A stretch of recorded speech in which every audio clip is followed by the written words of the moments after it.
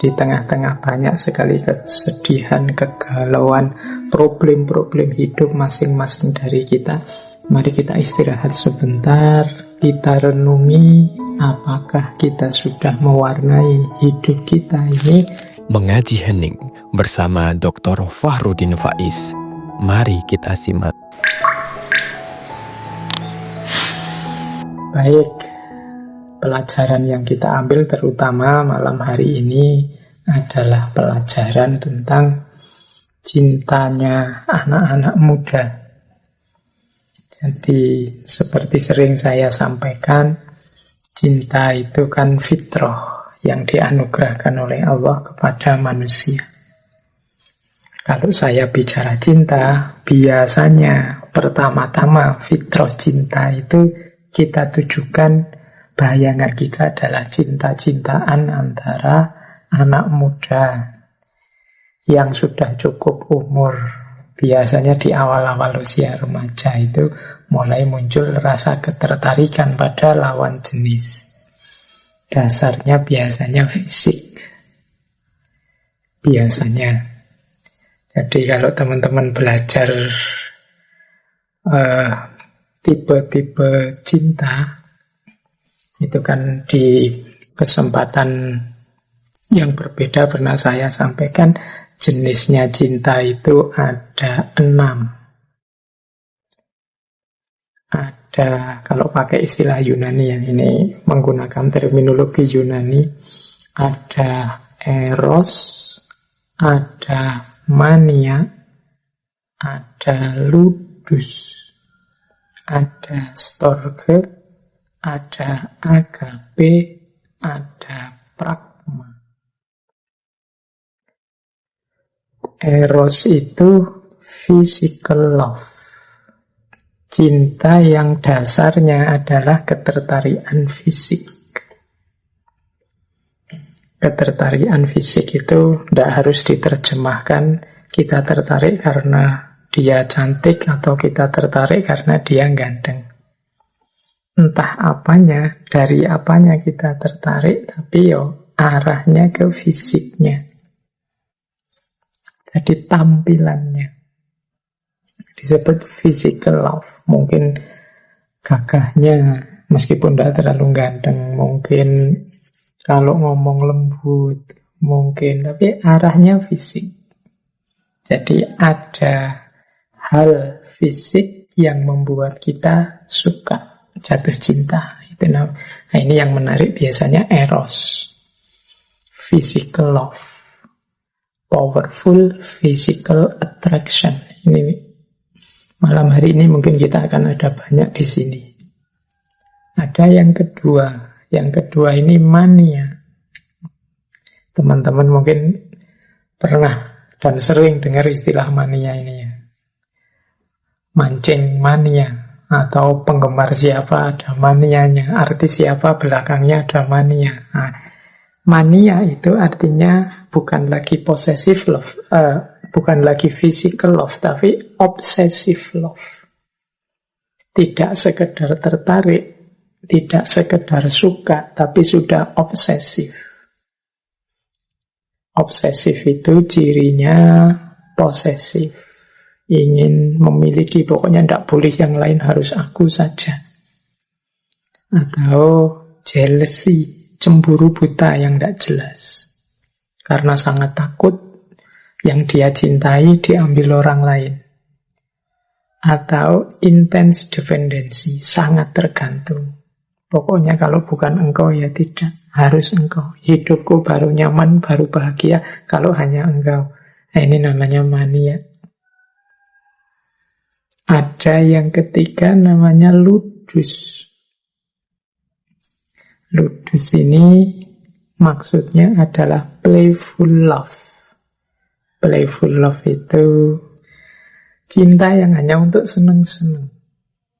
Fun and game, nyari seneng aja. Sudahlah, nggak usah dalam-dalam lah ya kita pacaran, kita dibikin seneng-seneng aja, nggak ada komitmen apa-apa. Nah, itu namanya ludus. Ini arahnya juga sebenarnya hanya untuk mencari kenikmatan-kenikmatan diri tanpa komitmen. Nah, itu ludus. Yang keempat ada storge. Storge ini companionate love. Jadi cinta yang mencari teman, mencari kebersamaan. Jadi saling merasa butuh, saling menghargai, saling percaya. Ini companionate love. Companionate love namanya storge. Seperti kita dengan sahabat misalnya, itu namanya storge. Ada agape. Agape ini sering disebut juga cinta ilahiyah. Sifatnya murni. Orang kadang menyebut juga altruistic love. Cinta yang altruistik. Altruistik itu mengorbankan diri. Jadi aku ndak ada. Yang ada hanya yang dicintai. Sama kalau kita di tema cinta ketuhanan itu kan, diriku ndak ada. Yang ada tinggal Allah saja. Makanya disebut agape. Cinta yang altruistik. Mengorbankan diri hanya untuk yang dicintai. Dan yang keenam ada pragma. Pragma itu practical love. Cinta yang realistis, masuk akal, itu pragma. Jadi tidak melakukan hal-hal yang konyol. Pokoknya taktis pragma itu. Jadi istilahnya practical love. Cinta dalam dimensi praktis, dalam dimensi praksis. Oke, ini 8 tipe cinta. Ya silahkan kalau teman-teman mungkin sedang dalam hidupnya ada di momen love, coba dicermati love-nya itu eros, apa mania, apa ludus, apa storge, apa agape, ataukah pragma. Baik, nanti ini kita pakai ya untuk menganalisis Romeo and Juliet. Ada di titik mana cinta yang kita bahas malam hari ini. Oke, kita mulai ya. Sekarang buka novelnya. Silakan teman-teman yang mau siap-siap menyiapkan minum dan macam-macam, atau siap-siap tidur. Wong ini isinya kayak dongengan, wong ya cerita. Baik, jadi Romeo and Juliet ini cerita percintaan dua orang anak muda dari dua keluarga di zaman feodal Itali. Yang satu namanya Romeo dari keluarga Montegui, dan yang kedua namanya Juliet dari keluarga Capulet. Nah, ini dua keluarga yang saling bermusuhan. Ini sebenarnya ceritanya ya teman-teman wis ngerti. Tidak terlalu kompleks dibandingkan drama-drama Korea yang sampean ikuti itu. Tapi kisah Romeo and Juliet ini monumental sekali karena pengaruhnya. Apalagi bagi teman-teman yang menggeluti dunia sastra. Bahkan nanti banyak istilah-istilah dalam bahasa Inggris itu yang lahir karena novel-novelnya Shakespeare ini. Jadi dua anak muda yang saling jatuh cinta dari dua keluarga yang bertentangan, ya tentu saja nanti diwarnai tragedi-tragedi, diwarnai konflik-konflik permusuhan yang asalnya ya permusuhan dua keluarga tadi, yang pada akhirnya nantinya dua-duanya tewas, meninggal bunuh diri. Nah, tapi ya detailnya teman-teman mesti ini sudah baca ya. Kita malam ini belajar saja pelajaran cinta apa yang bisa kita ambil dari Romeo and Juliet. Nanti mungkin kalau bahasanya kajian tafsir itu ya kita tafsir novel ini, nanti bagian belakang kita takwil, kita analisis dengan teori-teori cinta yang kita miliki. Nah, hikmah apa, pelajaran apa, tema-tema apa dari novel Romeo and Juliet. Di catatan saya, novel ini memberi beberapa tema pelajaran yang bisa kita ambil. Yang pertama tentunya tentang cinta. Ini kita bahas khusus malam hari ini, sebenarnya hanya satu tema ini tentang cinta saja. Tapi di luar itu ada tema tentang kebencian, hate. Di luar itu juga ada tema sebenarnya di novel itu tentang takdir. Jadi termasuk nanti tewasnya dua orang ini, itu sebenarnya cita-citanya tidak ingin meninggal berdua. Cuma ya takdirnya menyeret mereka meninggal berdua. Ketika Romeo dijauhkan dari Juliet karena Romeo secara tidak sengaja membunuh sepupunya Juliet, Romeo kan diasingkan. Dan Juliet mau dinikahkan secara paksa. Akhirnya diaturlah skenario bersama pendetanya, namanya pendeta Lawrence. Gimana caranya agar dua orang anak muda ini bisa bebas dari kungkungan keluarganya. Akhirnya diatur skenario Juliet meminum racun yang membuatnya seperti orang meninggal sementara. Nah, nanti kalau sudah dianggap meninggal kan bisa bebas. Rencananya Romeo mau diberi surat untuk menceritakan skenario ini.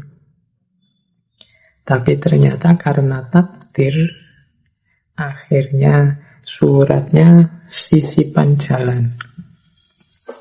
Romeo mendengar kabar duluan bahwa Juliet sudah meninggal. Akhirnya Romeo cepat-cepat ingin menengok kekasihnya. Dan nanti bunuh diri di samping kekasihnya. Tapi ya begitu Romeo bunuh diri, Juliet sadar. Melihat Romeo kok ya malah bunuh diri, dia akhirnya juga ikut bunuh diri. Nah, ini bagi saya tema takdir. Banyak juga tema-tema takdir yang lain. Misalnya, mengapa sih kok cinta itu datang pada dua anak muda dari keluarga yang bermusuhan? Mbok yo yang normal-normal saja. Nah, itu tema takdir. Ya malam hari ini kita tidak banyak di situ. Kita temanya menggali tentang cintanya. Ada juga tema persahabatan. Romeo dan sahabat-sahabatnya, Juliet dengan pengasuhnya. Kemudian tema keluarga pastinya. Tema tentang otoritas. Karena ini kan era feodal yang di situ isinya para tuan tanah dan juga para pengikut mereka. Dan juga terakhir tema tentang kemudaan, tentang gairah remaja, gairah anak muda yang meledak-ledak. Nah, itu tema-tema. Kalau teman-teman ingin mengangkat judul skripsi tesis yang basisnya Romeo and Juliet, tidak hanya tentang cintanya, boleh tentang misalnya kebencian, boleh tentang takdir, boleh tentang persahabatan, tentang kekuasaan, otoritas, atau tentang gairah muda. Ini semoga bisa jadi inspirasi tema teman-teman yang belajar. Nah, kita lanjutkan. Kisah tentang Romeo dan Juliet ini, kalau dalam dunia pembahasan tentang cinta ada istilah star-crossed lovers. Star-crossed lovers itu ya istilah yang awalnya dari novelnya Romeo and Juliet ini. Jadi artinya star-crossed lovers itu sepasang kekasih yang dalam hubungan mereka ketemu takdir yang jelek, ketemu kekuatan-kekuatan di luar percintaan mereka yang mengancam jalannya cinta mereka. Jadi ini para pecinta yang bertakdir buruk. Itu istilahnya star-crossed lovers. Istilah ini terinspirasi dari dunia astrologi. Astrologi itu kan percaya bahwa posisi bintang-bintang itu mempengaruhi nasibnya manusia. Maka istilah star-crossed lover itu kan sebenarnya istilah bintang yang bersilangan. Jadi para pecinta yang takdirnya jelek. Oke, makanya kalau dalam budaya Jawa itu ada istilah petung. Petung itu dihitung. Dikalkulasi situasinya, kondisinya pas apa enggak. Ketika ingin menjodohkan dua orang anak manusia. Ya ada yang pro, ada yang kontra. Kalau orang Jawa itu menyebutnya ilmu titen. Mungkin juga bisalah dilihat, mungkin ada hubungannya dengan astrologi tadi, posisi-posisi benda-benda semesta, lingkungan sekeliling kita, itu juga berpengaruh terhadap nasib kita. Jadi Romeo and Juliet ini masuk kategori star-crossed lovers. Istilah ini bisa juga kita pakai dulu, misalnya ada Laila Majnun. Dulu pernah kita bahas juga Yusuf Zulaikha. Kalau dalam novel Romeo and Juliet, star-crossed lover itu ada di prolognya. Lengkapnya itu dari pusat dua keluarga yang tak pernah berdamai, muncul sepasang kekasih bertakdir petaka. Oleh nasib malang di liang makam mereka, terkuburlah permusuhan orang tua mereka. Jadi ini di situ nanti muncul istilah star-crossed lovers. Jadi kemalangan mereka itu pada akhirnya membuahkan hal yang positif, yaitu dua keluarga yang semula bermusuhan sekarang bisa bersama-sama rukun. Tapi biayanya besar, penyesalan yang luar biasa. Oleh star-crossed lovers ini yang mengorbankan dirinya. Baik, kita lanjutkan. Nanti kita lihat sedikit-sedikit kutipan-kutipan, kemudian kita masuk ke analisis-analisis filosofisnya. Saya awali dengan, karena ini tentang cinta, saya hanya mengambil bagian-bagian yang mungkin membantu kita memahami apa itu cinta. Saya awali dari bagian tentang perasaan orang yang mencintai.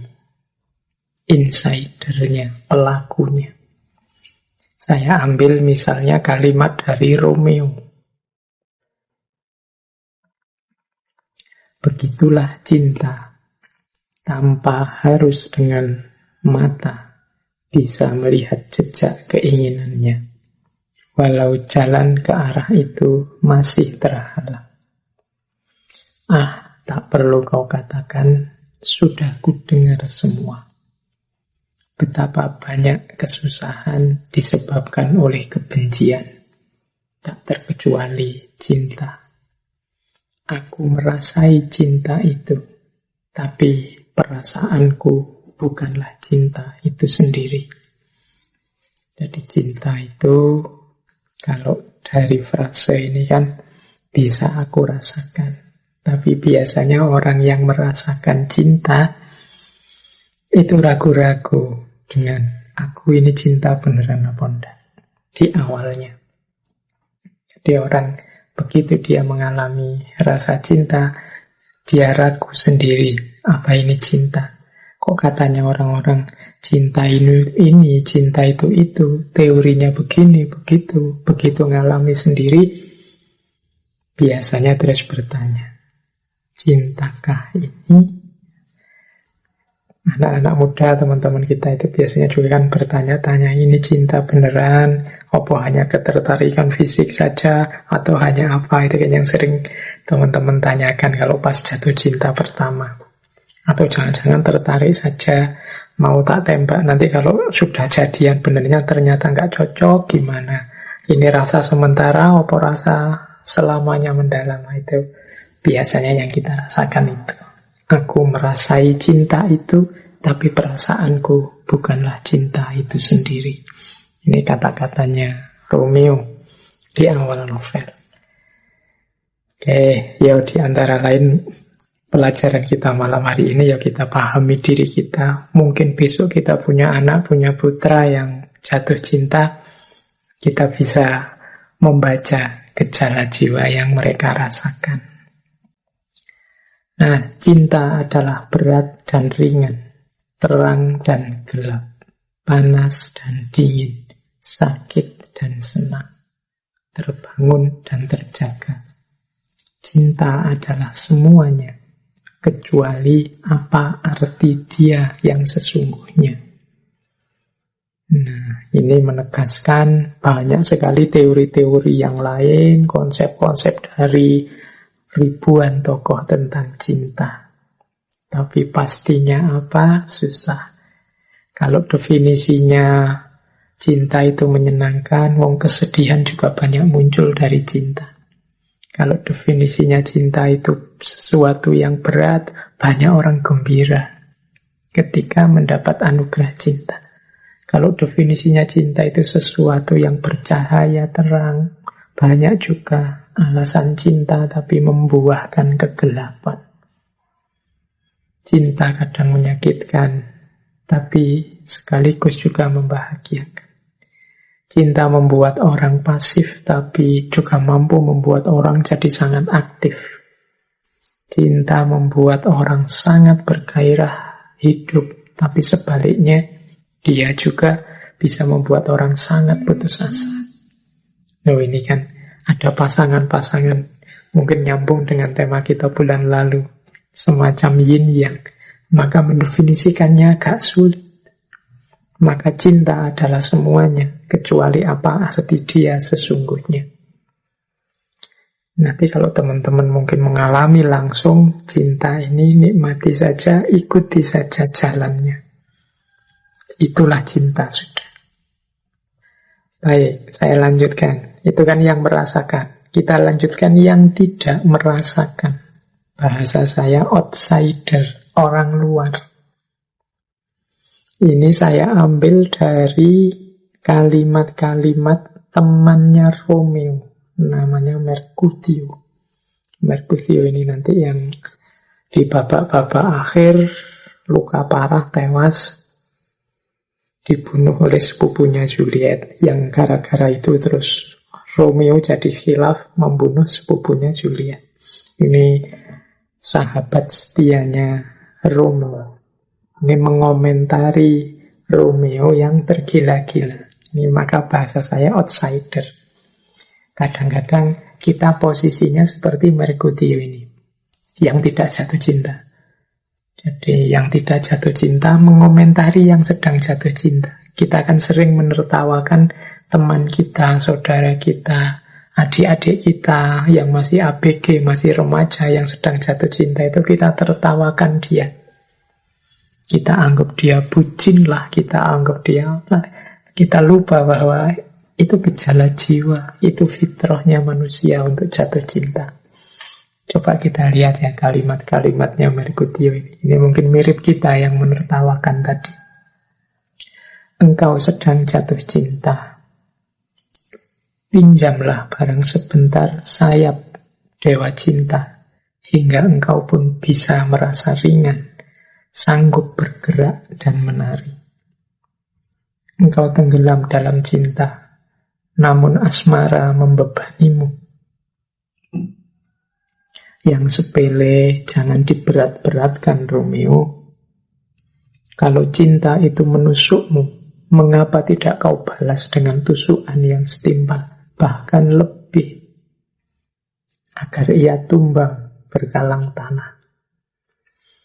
Romeo, bilang-bilang kepada kami, jika engkau sudah tidak tahan lagi dalam lumpur, kami akan menarikmu dengan tambang dari lumpur cinta yang di dalamnya engkau tenggelam hingga leher. Lalu kita bikin perapian di siang bolong. Maksudku, apa apa yang kau lakukan itu sama sekali tiada guna. Nah, ini Merkutio komentari Romeo. Alah, kamu itu, mungkin bahasanya anak hari ini ya, kamu itu sedang bucin. Kamu itu dibebani oleh asmara, engkau tenggelam dalam cinta. Sudahlah, itu tidak usah diambil terlalu serius lah. Kalau engkau merasa cinta itu menusukmu, balaslah dengan tusukan yang setimpal. Nah, ini kayak kita ya. Orang yang tidak ngalami cinta itu naik komentar enak. Dia tidak merasakan. Alah gitu aja. Malah cuma ditinggal gitu aja. Yang lain banyak lah. Mau-maunya sih kamu digituin oleh pacarmu. Itu kan komentar-komentar kita yang tidak ngalami. Tapi begitu ngalami, kita tidak akan bisa bicara seperti itu lagi. Ini pelajaran. Jadi kita ingat-ingat ya. Mungkin entah kapan kita berhadapan dengan saudara kita, teman kita yang sedang jatuh cinta, pahamilah situasi jiwanya. Bandingkan dengan kalau kita sendiri yang jatuh cinta. Jangan seperti yang disampaikan oleh Merkutio ini. Sudahlah, ya sudah, kalau mau dinikmati, kamu nikmati saja. Kalau bosan, ditinggal saja. Itu kan bahasa lainnya begitu. Jadi itu pelajaran kedua. Tadi pelajaran pertama, cinta itu memang susah didefinisikan. Pelajaran kedua, orang yang tidak mengalami akan sulit menyelami isi cinta. Baik, kita lanjutkan. Pelajaran ketiga. Ini saya masih setia dengan kalimat-kalimat di novel ya. Nanti kita menganalisis secara filosofis di belakang. Pelajaran ketiga tentang cinta adalah first sight. Jadi pandangan pertama. Biasanya yang paling sulit kita kendalikan dalam cinta itu ketika first sight. Serangan pertama atau pandangan pertama. Begitu tiba-tiba rasa itu muncul, dan jangan lupa rasa ini muncul tidak dalam kontrol kita. Nanti di belakang kita ulas sebentar bagaimana pandangan neuroscience tentang ini. Jadi ketika rasa itu muncul di first sight, pandangan pertama, itu momen ketika kita rasanya melayang, gelisah, kehilangan kendali. Begitu rasa itu muncul, kita akan gelisah. Ini momen first sight, momen ketika kita harus waspada. Itu ada kalimatnya Romeo. Oh, aura kecantikannya lebih berseri dari sinar obor ini. Di antara kerumunan perempuan, ia tak ubahnya seperti merpati putih yang mengepakkan sayapnya di tengah kawanan gagak. Aku yakin dari sentuhan tangannya akan mengalir rasa kebahagiaan yang sulit terlupakan. Sungguh berdosalah aku apabila tanganku yang kotor ini menyentuh dengan kasar pualam suci ini. Jadi ini di pesta yang secara tidak sengaja Romeo melihat Juliet. Jadi pandangan pertama membuat dia jatuh. Makanya orang pacaran itu disebut jatuh cinta. Awalnya jatuh. Ini nanti yang dikritik oleh Erich Fromm. Mbok yo jangan jatuh cinta, tapi mendirikan cinta. Bukan falling in love, tapi standing in love. Momen-momen yang perlu kita waspadai adalah momen first sight. Selain tadi komentar orang yang tidak ngalami, kita juga harus waspada dengan first sight. First sight ini bisa berbuah menggembirakan, bisa juga jadi gerbangnya kesedihan. Jadi dia gerbang kebahagiaan sekaligus gerbang kesedihan dalam cinta, itu first sight.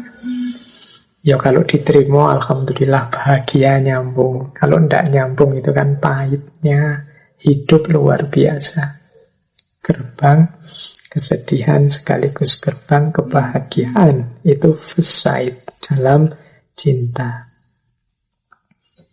Itu pelajaran ketiga. Pelajaran keempat tentang cinta yang kita ambil. Itu bahasa saya adalah if it is you.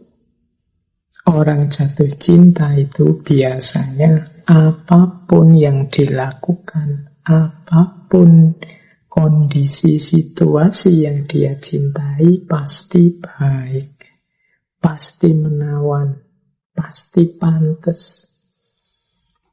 Ini tanda-tanda kalau sudah merasakan itu, ya kemungkinan teman-teman sudah dilanda cinta. Di situ ada kalimatnya Romeo di adegan dalam Romeo and Juliet namanya balcony skin. Adegan ketika Romeo menyusup ke rumahnya Juliet lewat balkon, kemudian mereka ketemu di terasnya balkon, namanya balcony skin. Nah, itu saya beri ilustrasi contoh ketika di adegan itu, saat itu Romeo mendengarkan Juliet ngomong. Betapa terpesonanya Romeo mendengarkan Juliet bicara. Dia mengucapkan kata-kata, teruslah berkata bidadari, sebab malam ini engkau ratu yang terus berseri di hadapanku. Laksana duta kahyangan bersayap mendatangi makhluk yang tak punya daya. Hingga matanya memutih disebabkan takjub tak tertanggungkan. Ia jatuh terlentang untuk melihat. Tak kala ia naik ke undakan awan yang berarak, lalu melayang-layang di awan-awan tertinggi. Kalimatnya puitis. Ada teori memang yang menyatakan bahwa orang jatuh cinta itu cenderung menjadi puitis. Silakan teman-teman ngecek sendiri-sendiri ya. Yang pernah jatuh cinta itu biasanya kemudian secara otomatis jadi ahli puisi, jadi sastrawan. Kalau nulis kalimat-kalimatnya tertata, ada tesis seperti itu. Coba aja dicek apa benar situasinya begitu. Nah, ini ciri cinta yang kesekian adalah if it is you. Apapun dari yang dicintai, kalau sedang jatuh cinta itu kelihatannya indah, baik, pantas, bagus. Terima kasih sudah menyimak. Semoga channel Mengaji Hening bersama Dr. Fahrudin Faiz selalu bisa memberikan ilmu, motivasi, dan kebermanfaatan. Salam sehat dan bahagia.